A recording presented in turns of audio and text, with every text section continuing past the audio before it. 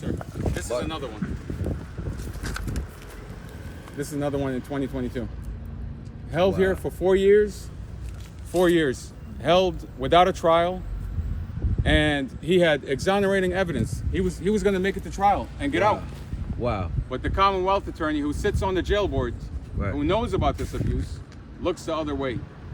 When she goes to the media, she brags about how she gets plea deals and she doesn't go to trial, so she doesn't waste taxpayer dollars. She gets plea deals.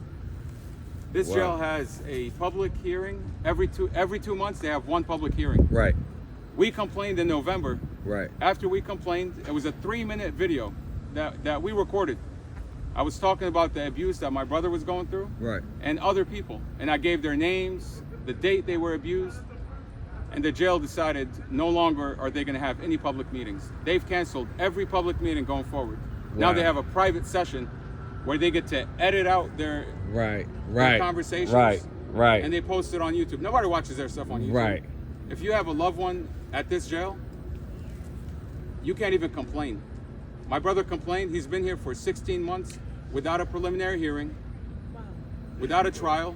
Wow. And because he complained that the officers sexually assaulted him, they confined him and covered up his door Isolation. window. Complete isolation. Remember the 2 days I was here? I was calling you, complaining how the conditions is horrible. Yes, sir. I've got testimony from over 16 people. Yeah. That have been stripped naked. Yeah. Sexually assaulted, recorded on officers' phones. They record sexual assault on their phones and they share it with other officers and they laugh about it. As if it's something funny. When you complain about it, they torture you. They take more. reprisal. They take actions. Hey, listen. You know. Well, I'm gonna post this on my social media. Yes, sir. I'm gonna post all this. God bless you, sir. To my social. The community needs to know what your tax dollars are going to. Okay. Right. When you complain to the governor, the governor takes your complaint, sends it to the Virginia Department of Corrections. Now, Virginia Department of Corrections told us that this is a private jail outside of their jurisdiction, and the complaint was closed. That's it. When you look at this jail, this is a private jail. That means the state has no say in what goes on here. That's a fact. It's the 11 jail board members who all work in this county, and they have a vested interest. That's a in fact. You, me, getting convicted. That's a fact. But the judge sits on the boards as well, and they get kickbacks. Yes, sir. Oh, yes. Oh, I'm very familiar about the kickbacks. $56 million. Yep. We've been protesting since April, and the sheriff says they have a dedicated social media team that's watching all these social media accounts. Right. Now they have my 4-year-old daughter's picture online telling people to call CPS on me. Wow. But this is what we have to deal with. That's trust me, I've been through the legal system, not only the state and the federal government. I know the games they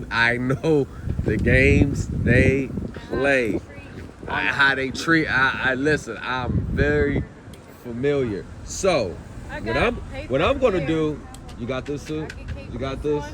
Yes, ma'am. So what I'm gonna do, I'm gonna post this to all my social media. Yes, sir. I got thousands of subscribers and followers. I'm gonna post it, share it.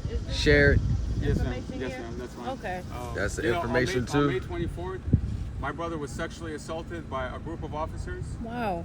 They recorded it on their phone. There's a camera inside the jail that captured officers dragging him from one cell to the next unconscious, where they took him to another cell, stripped him naked, beat him up some more, and then they deprived him medical. They left him naked in that cell for 3 days without food, running water, or clothing. That sound about right? When I contacted the Department of Justice, they sent in 2 local FBI agents who came here, talked to my brother for 4 hours. Yeah. Right after that conversation with the FBI, I bet he went home. The superintendent came to his cell and threatened him and asked him, why is the FBI here? Wow. He says, you got an awful lot of commissary in here.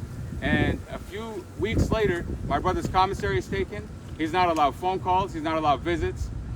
And he's not allowed a call with his lawyer. Did you follow back up with the FBI? Because that's another offense for taking actions against. Yes, because sir. what you need is you got to get the federal government involved. You know, the local FBI agents told the superintendent exactly what my brother said.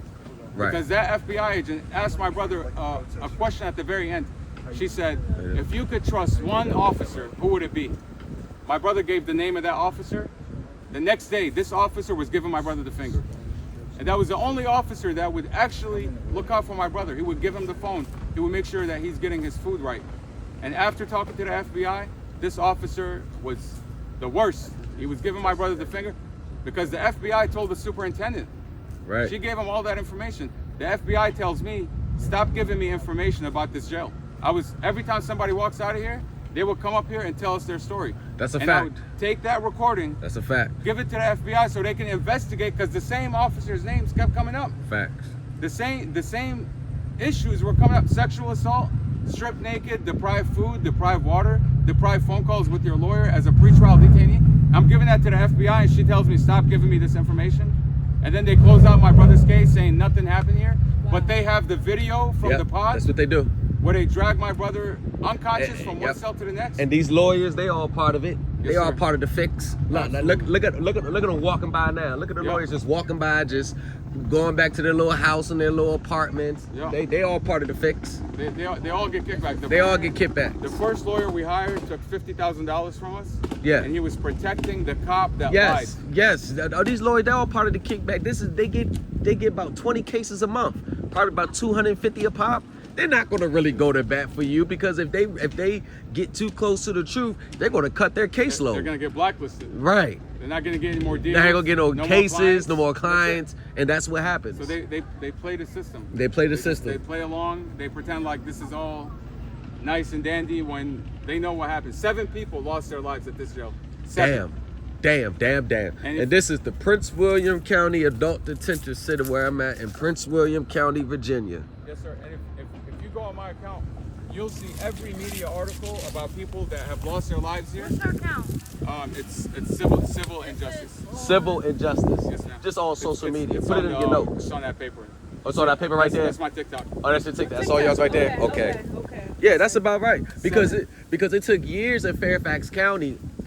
I mean, I'm talking about lawsuits till they had to overhaul Fairfax County. Got a new sheriff in there. Yep. They stopped the illegal practices. Officers lost their job because they just kept filing lawsuits after lawsuits. And it's not just, see, the inmates on the inside, they can't have the mentality as, well, if it ain't happening to me, I don't really care. Yep. What they have to do, they all got to come together as one. Nobody's saying start a revolt.